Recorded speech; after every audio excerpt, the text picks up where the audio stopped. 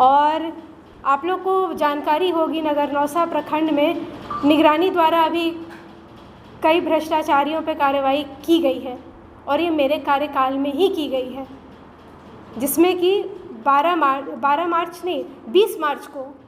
मार्च 2026 को बीपीआरओ की गिरफ्तारी हुई है।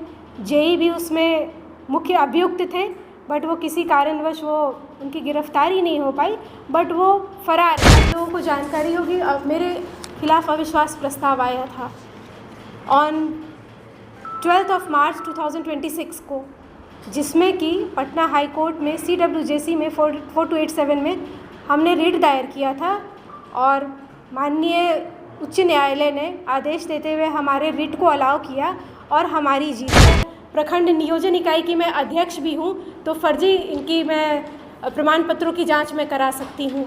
तो ये फॉर्मली वहाँ से आ गया है और जो भी फर्जी सर्टिफिकेट पे बहाल शिक्षक हैं उनकी प्रखंड में जितने भी हैं उन सभी की जांच में कराना सुनिश्चित करूँगी। मैं थी नहीं, मैं कल घटना कहीं एक कैला में मध्य विद्यालय में हो गई थी, तो मैं नगर नौसा में थी, चंडी में गई, चंडी से फिर बिहार शरीफ गई। तो उस दरमियान शायद मैंने सोशल मीडिया पे मैंने देखा है इन्होंने प्रखंड नाजिर को अविश्वास प्रस्ताव का कुछ दिया है, जबकि नियम ये कहता है, पहला तो कोर्ट ने इन्हें अलाउ नहीं किया है। अगर ये लाना चाहते हैं तो इन्हें कोर्ट से परमिशन लेकर के आना होगा, नहीं तो ये कंटेम्प्ट ऑफ कोर्ट होगा, कोर्ट की अवहेलना मानी जाएगी। तो सरासर मानहानि का केस बनता है। आप हमारे डिग्निटी को, मेरी गरिमा को आप ठेस पहुंचाने का काम कर रहे हैं। आरोप बिना प्रमाण के आरोप देना ये कहीं से उचित नहीं है और इसके अगेंस्ट IPC धारा 356 के तहत जिन्होंने भी ये 5 लोगों ने दिया है रिक्वेजिशन, भारतीय न्याय संहिता की धारा 356 के तहत मैं मानहानि का केस करूँगी। साथ ही साथ कल जो इन्होंने रिक्वेजिशन दिया है, नियम यह है कि आप या तो प्रखंड प्रमुख को देंगे और उनकी एब्सेंस में आप उनके सचिव को देंगे, बट इन्होंने पंचायती राज एक्ट 2006 की अवहेलना करते हुए प्रखंड नाजिर को दिया है, जो कि सरासर गलत है, नियमानुकूल नहीं है। तो जितने भी हमारे माननीय पंचायत समिति सदस्य, समाज सेवी और माननीय पत्रकार बंधु जो कि इस प्रेस कॉन्फ्रेंस में आए हुए हैं, उनका हार्दिक स्वागत और अभिनंदन। और इस प्रेस कॉन्फ्रेंस का जो पॉइंट्स हैं वो सबसे पहले मैं आप लोगों के सामने रखना चाहूँगी। पहला पहला पॉइंट जो है, मेरे कार्यकाल से पूर्व में जो प्रमुख थी श्रीमती अंतर देवी, उनके कार्यकाल में 2022 में शिक्षक भर्ती नियोजन द्वारा किया गया और उसमें फर्जी सर्टिफिकेट पे शिक्षकों की बहाली की गई, जिसके आलोक में मुझे आपत्ति दर्ज कराई गई और मैंने इसके जांच की मांग रखी। सबसे पहले इस जांच की मांग को मैंने पंचायत समिति की बैठक हुई थी 12 मार्च को, उसमें भी मैंने रखा था और उसके बाद लगातार मैं सचिव प्रखंड नियोजन इकाई, साथ में प्रखंड शिक्षा पदाधिकारी, उनको लगातार मैं पत्राचार कर रही हूँ। ये मेरे द्वारा पत्राचार किया जा रहा है।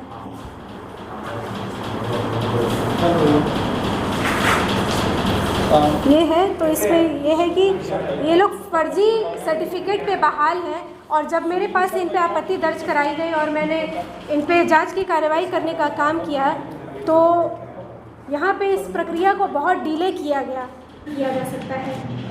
उसके आलोक में इनके द्वारा मार्गदर्शन मांगा गया है और ये मेरे पास अभी जिला शिक्षा पदाधिकारी के द्वारा आया गया है कि इनकी जांच कराने के लिए मुझे इन्होंने अधिकृत कर दिया और मैं एज अ प्रखंड नियोजन इकाई की मैं अध्यक्ष भी हूँ, तो फर्जी इनकी मैं प्रमाण पत्रों की जांच में करा सकती हूँ। तो ये फॉर्मली वहाँ से आ गया है और जो भी फर्जी सर्टिफिकेट पे बहाल शिक्षक हैं उनकी प्रखंड में जितने भी हैं उन सभी की जांच में कराना सुनिश्चित करूँगी।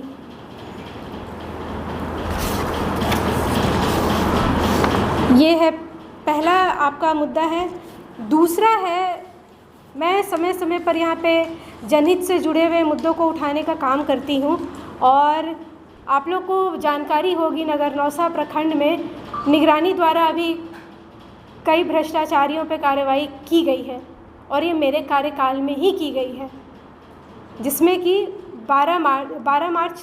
20 20 मार्च 2026 को बीपीआरओ की गिरफ्तारी हुई है। जेई भी उसमें मुख्य अभियुक्त थे, बट वो किसी कारणवश वो उनकी गिरफ्तारी नहीं हो पाई, बट वो फरार हैं और प्रखंड में नहीं आ रहे हैं। तो उस संबंध में भी मैंने जिलाधिकारी महोदय को, डीडीसी महोदय को, डीपीआरओ महोदय को पत्राचार किया है और नए बीपीआरओ की प्रतिनियुक्ति भी हो गई है। दूसरा, निगरानी द्वारा कार्रवाई की गई है शिक्षा विभाग में, स्वास्थ्य विभाग में। स्वास्थ्य विभाग में भी उनको हेल्थ मैनेजर थे, मंजीत या हाँ, तो उनकी गिरफ्तारी भी हुई है। और सबसे जो रीसेंट हुई है ये बाल विकास में ये सुषमा कुमारी हैं, सुपरवाइज़र हैं, इनको भी तो ये है। तो मैं भ्रष्टाचार के खिलाफ तो हमारी ज़ीरो टॉलरेंस नीति हमारी सरकार की भी रही है और हमारी भी है, और इसको हमने धरातल पे लाने का काम भी किया है। और तीसरा जो है हमारा, ये आप लोगों को जानकारी होगी, मेरे खिलाफ अविश्वास प्रस्ताव आया था ऑन 12 मार्च 2026 को, जिसमें कि पटना हाई कोर्ट में CWJC में 4287 में हमने रिट दायर किया था और माननीय उच्च न्यायालय ने आदेश देते हुए हमारे रिट को अलाउ किया और हमारी जीत हुई है। और ये जो हमारे सदस्य हैं जिनको कि विकास विरोधी इनकी सोच है, विकास के विरोधी हैं और इनके आरोपों में कोई सत्यता नहीं है, और इनके सारे आरोपों को खारिज करते हुए माननीय न्यायालय ने हमें जीत दी है और हमारे पक्ष में फैसला दिया है। और इसमें इनके द्वारा जो हमारे विपक्षी थे, इनके द्वारा रिट में 4287 में आईए दायर किया गया, that is called interlocutory application. उसमें इनके द्वारा 8 मांग की गई थी। मैं आपको दिखाना चाहूँगी, ये 8 मांग है 4287 में आईए नंबर 2।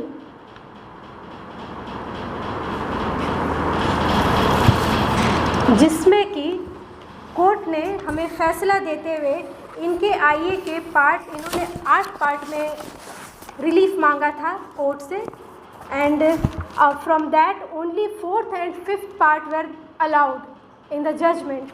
और इसमें इन्होंने आईए के जो सेकंड पॉइंट हैं उसमें मांगा गया था कि they want to bring fresh रिक्वेजिशंस,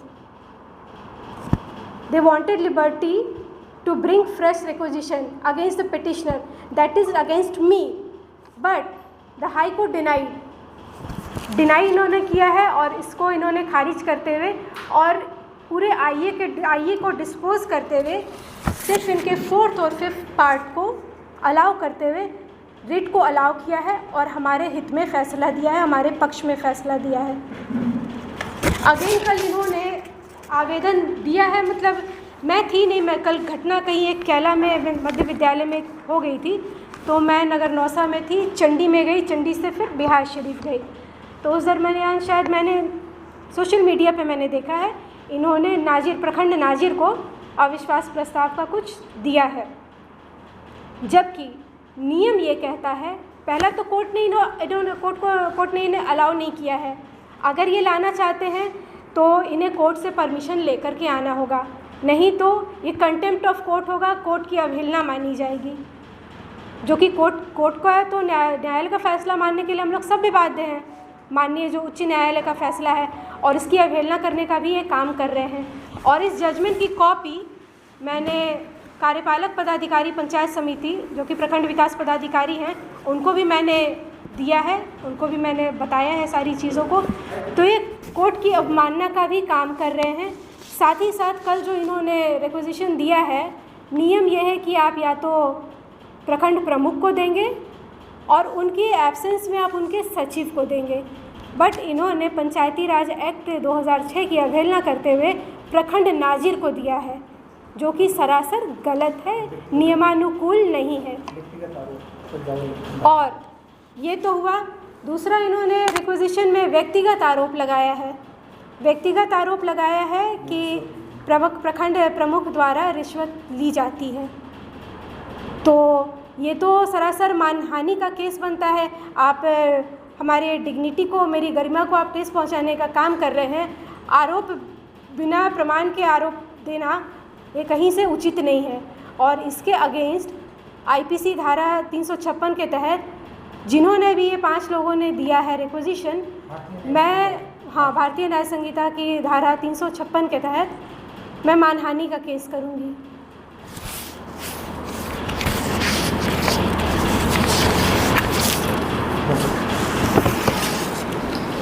और इन सभी चीज़ों में हमें सहयोग तो मिल ही रहा है, जिला शिक्षा पदाधिकारी द्वारा हमें दे दिया गया है और ये पूर्णतः मुद्दा है। जब मेरे द्वारा ये उठाया गया है, मेरे पास ये आपत्ति दर्ज कराई गई है, तब ये सारा ये जो भी है सिचुएशन ये लोग क्रिएट किए हैं।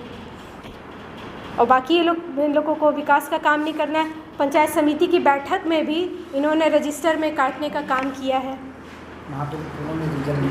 जो कि कहीं से भी सही नहीं है।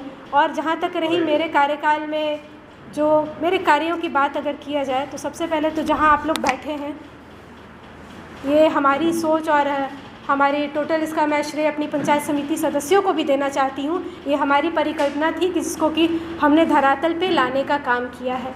ब्लॉक की बाउंड्री हो, ब्लॉक में पार्क का निर्माण हो, या ऑफिसों का रेनोवेशन हो, या महादलित टोला में अगर आंगनवाड़ी का काम हो, या किसी क्षेत्र में आप मेरे कामों को देखेंगे तो वो देखने की बात है। आप उसकी तुलना विगत 5 साल के कार्यों से आप निश्चित कर सकते हैं। और बीच में भ्रष्टाचार की अगर बात है तो मेरे द्वारा कई स्तर पे, जैसे कि यहाँ पे एक आवासीय क्वार्टर में भी उसकी जांच मैं खुद करा रही हूँ, जो कि बिना मेरी अनुमति के, बिना पंचायत समिति की अनुमति के, और वो काम करा लिया गया।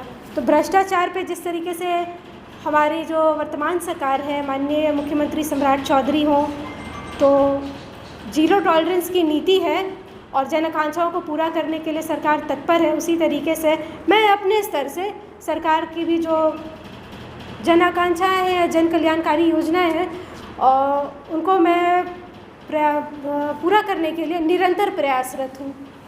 ये है।